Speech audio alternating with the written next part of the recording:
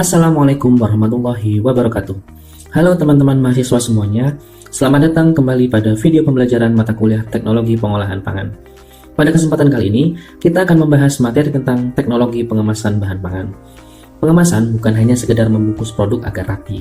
Pengemasan adalah teknologi yang dirancang untuk menutup atau melindungi produk selama distribusi, penyimpanan, penjualan, dan pemakaian mulai dari produsen hingga ke konsumen. Fungsi utama kemasan adalah untuk mencegah kerusakan fisik, menjaga produk dari kontaminasi mikroba, menjaga stabilitas kimia, dan memperpanjang masa simpan produk. Dengan kata lain, pengemasan memastikan bahwa apa yang kita konsumsi tetap aman dan berkualitas baik seperti ketika produk itu pertama kali diproduksi. Coba kita ambil contoh sederhana produk roti tawar. Jika roti dibiarkan tanpa kemasan, maka roti akan cepat mengering, terkena debu, dan mungkin menjadi sarang bagi serangga atau mikroorganisme.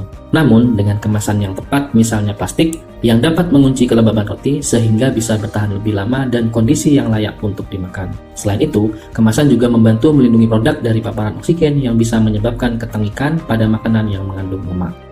Kemasan pangan memiliki peran yang sangat penting dalam menjaga kualitas produk serta mendukung keberhasilan distribusi dan pemasaran. Salah satu fungsi utamanya adalah untuk mencegah penurunan mutu produk selama penyimpanan dan distribusi, sehingga konsistensi kualitas produk tetap terjaga dari produsen hingga konsumen. Hal ini sangat penting, terutama untuk produk yang memiliki masa simpan yang sensitif.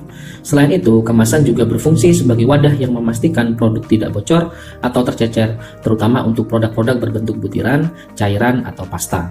Ini memungkinkan produk tetap utuh dan aman digunakan hingga sampai di tangan konsumen.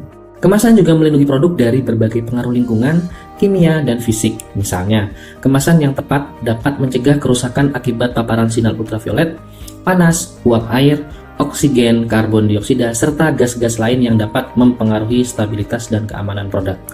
Selain itu, kemasan membantu menjaga rasa atau flavor dan aroma produk, sehingga produk tetap memiliki kualitas yang diharapkan saat dikonsumsi. Fungsi kemasan tidak hanya terbatas pada perlindungan fisik, tetapi juga sebagai alat komunikasi yang penting. Melalui label pada kemasan, produsen dapat memberikan informasi yang jelas kepada konsumen, seperti komposisi bahan, nilai gizi, tanggal kadaluarsa, serta petunjuk penyimpanan dan penggunaan. Kemudahan dan kenyamanan juga menjadi salah satu keunggulan dari kemasan yang baik. Kemasan yang dirancang dengan tepat memudahkan penanganan produk selama proses produksi, transportasi, hingga konsumsi. Hal ini memberikan manfaat tidak hanya bagi produsen dan distributor dalam hal efisiensi logistik, tetapi juga bagi konsumen dalam penggunaan produk sehari-hari. Secara keseluruhan, kemasan memainkan peran sentral dalam menjaga kualitas, keamanan, dan kenyamanan produk, sekaligus mendukung keberlanjutan rantai pasok pangan dari produsen hingga ke tangan konsumen. Berikut ini adalah beberapa fungsi pengemasan dalam menjaga mutu dan keamanan produk pangan. Yang pertama, mencegah penurunan mutu serta memfasilitasi distribusi dan pemasaran. Pengemasan sangat berperan penting dalam mempertahankan kualitas produk sepanjang masa simpannya.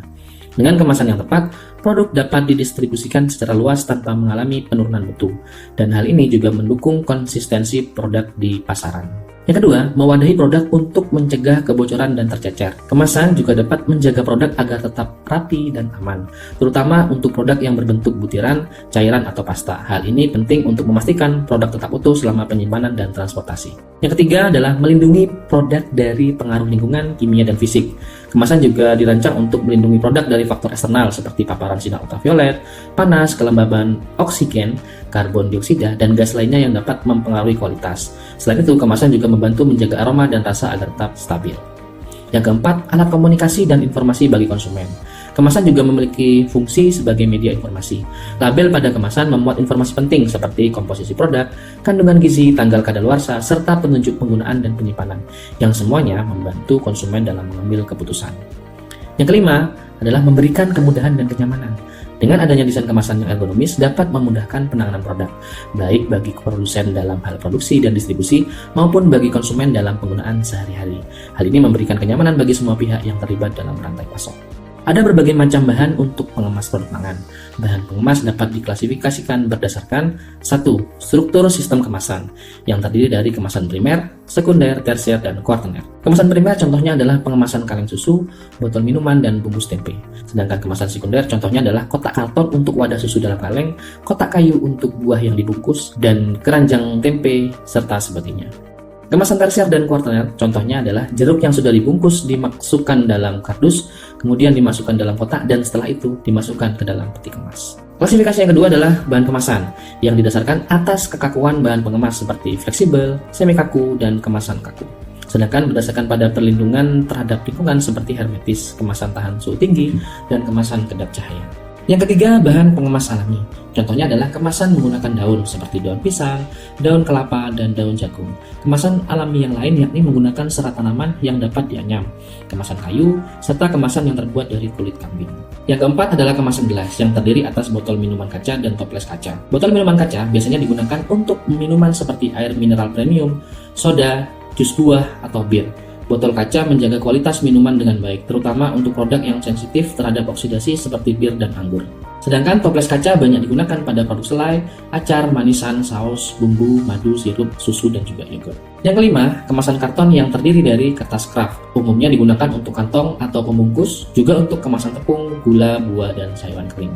Kertas tahan panas biasanya digunakan untuk pelapis pada biskuit, margarin, pangan siap saji, dan pangan yang siap dipanggang. Kertas tisu biasanya digunakan untuk kemasan roti atau produk sereal. Kertas perkamen biasanya digunakan untuk mengemas lemak seperti mentega dan lemak hewan. Kertas karton cocok untuk mengemas bahan pangan dan dapat disajikan kemasan yang kontak langsung dengan bahan pangan. Kemasan ini sering dilapisi dengan lilin atau dilaminasi dengan plastik agar tahan panas. Chipboard terbuat dari kertas daur ulang dan digunakan sebagai kemasan sekunder atau tersier untuk teh atau sereal, sehingga tidak bersentuhan dengan pangan yang dikemasnya. Karton bergelombang biasanya digunakan untuk kemasan saat transportasi pengiriman, memberikan sifat perlindungan sehingga mencegah adanya benturan dan tekanan. Yang terakhir, kertas yang dilaminasi. Kertas ini dilaminasi dengan plastik atau aluminium untuk meningkatkan ketahanan terhadap panas dan meningkatkan sifat penghalang terhadap gas dan uap air. Digunakan untuk mengemas produk kering seperti sup, rempah-rempah, dan makanan ringan. Klasifikasi bahan pengemas lainnya yakni kemasan kaleng dan logam. Kemasan kaleng biasanya digunakan pada minuman bersoda, kaleng makanan, susu kental manis, buah kalengan, dan kaleng kopi atau teh. Kemasan logam biasanya digunakan untuk wadah biskuit atau kue kering, minyak goreng, dan tabung gas minuman. Yang ketujuh, kemasan film yang dilaminasi dan dimetalisasi. Kemasan film yang dilaminasi digunakan untuk kemasan snack dan keripik, kopi bubuk atau biji kopi, makanan beku, dan saus saset. Sedangkan kemasan film yang dimetalisasi digunakan untuk kemasan permen, mie instan, dan makanan siap saji. Selanjutnya, bahan pengemas dari kemasan plastik. Plastik berasal dari minyak dan gas bumi yang merupakan kelompok polimer. Keuntungan plastik sebagai kemasan pangan adalah dapat dicetak dan dibuat menjadi lembaran dengan desain bentuk dan struktur yang fleksibel, resisten secara kimia, murah, dan ringan. Kelemahan plastik memiliki permeabilitas yang bervariasi terhadap cahaya, gas, uap, dan dengan molekul rendah. Berbagai jenis kemasan plastik untuk bahan pangan lain antara lain polyolefin, polyester, polyvinyl klorida, polytirena, polyamida, dan etilena vinyl alkohol. Jenis polyolefin dan polyester merupakan jenis plastik yang paling umum digunakan. Kedua jenis plastik tersebut memiliki sifat yang baik dalam fleksibilitas sehingga mudah dalam proses pembentukan, kuat, mudah disegel, dan dapat didaur ulang. Bahan pengemas yang terakhir adalah edible packaging. Salah satu contoh edible packaging adalah edible film. Edible film merupakan lapisan tipis yang dibuat dari bahan yang dapat dimakan, dibentuk di atas komponen pangan yang berfungsi sebagai penghambat transfer massa, misalnya kelembapan, oksigen, lemak, dan zat terlarut. Digunakan pada produk pangan seperti sosis, buah-buahan, dan sayuran segar yang dapat memperlambat penurunan mutu. Keuntungannya dapat memperpanjang umur simpan produk serta tidak mencemari lingkungan karena dapat dimakan bersama produk yang dikemasnya. Selain belajar tentang jenis kemasan, kita juga akan membahas tentang teknik pengemasan. Yang pertama, teknik pengemasan manual. Pengemasan dengan menggunakan tenaga manusia secara langsung atau dengan mesin manual dengan bantuan tenaga manusia. Yang kedua, pengemasan vakum. Dilakukan dengan mengemas produk dengan cara mengeluarkan udara dari kemasan, terutama gas oksigen, untuk mencegah pertumbuhan mikroorganisme aerob dan mencegah kerusakan oksidatif. Yang ketiga adalah kemasan aseptik. Nah, jadi merupakan teknik pengemasan di mana bahan yang dikemas maupun bahan kemasan merupakan hasil dari produk yang steril. Dalam pengawetan bahan pangan, pengemasan aseptik digunakan untuk pengawetan pangan cair terutama susu dan sari buah yang mengandung asam rendah. Yang keempat, pengemasan dengan gas inert. Prinsip kerja pengemasan ini adalah dengan memasukkan gas inert ke dalam pengemas sehingga dapat mencegah kerusakan bahan. Bentuk kemasan yang gembung dapat memberikan perlindungan pada produk dari kerusakan mekanis seperti tekanan, terjatuh, dan juga benturan. Yang kelima, kemasan atmosfer termodifikasi adalah pengemasan produk dengan bahan kemasan yang dapat menahan keluar masuknya gas sehingga konsentrasi gas dalam kemasan berubah dan menyebabkan laju respirasi produk menurun. Teknik ini banyak digunakan dalam teknologi olah minimal buah-buahan dan sayuran segar serta bahan pangan siap santap atau ready to eat. Yang keenam, kemasan aktif dan cerdas. Kemasan aktif memiliki kemampuan untuk menyerap senyawa perusak yang tidak diinginkan dalam kemasan. Di sisi lain, kemasan cerdas adalah kemasan yang mampu untuk memonitor kondisi pangan dalam kemasan dan dapat mengindikasikan kondisi mutu dan keamanan pangan dalam kemasan. Sebelum digunakan, bahan pengemas perlu melalui pengujian terlebih dahulu. Pengujian yang bisa dilakukan adalah sebagai berikut. Yang pertama, pengujian bahan pengemas bertujuan untuk mengidentifikasi, mengevaluasi, dan menguji kemampuan serta penampakan bahan yang akan digunakan sebagai kemasan dengan memanfaatkan pengetahuan sifat bahan pengemas. Yang kedua, evaluasi pada bahan pengemas dilakukan dengan menentukan daya tahan bahan pengemas melalui penanganan normal, tidak normal, atau diperlakukan secara kasar. Demikian pembahasan mengenai teknologi pengemasan bahan pangan pada pertemuan kita hari ini. Sampai jumpa kembali pada pertemuan berikutnya. Terima kasih dan wassalamualaikum warahmatullahi wabarakatuh.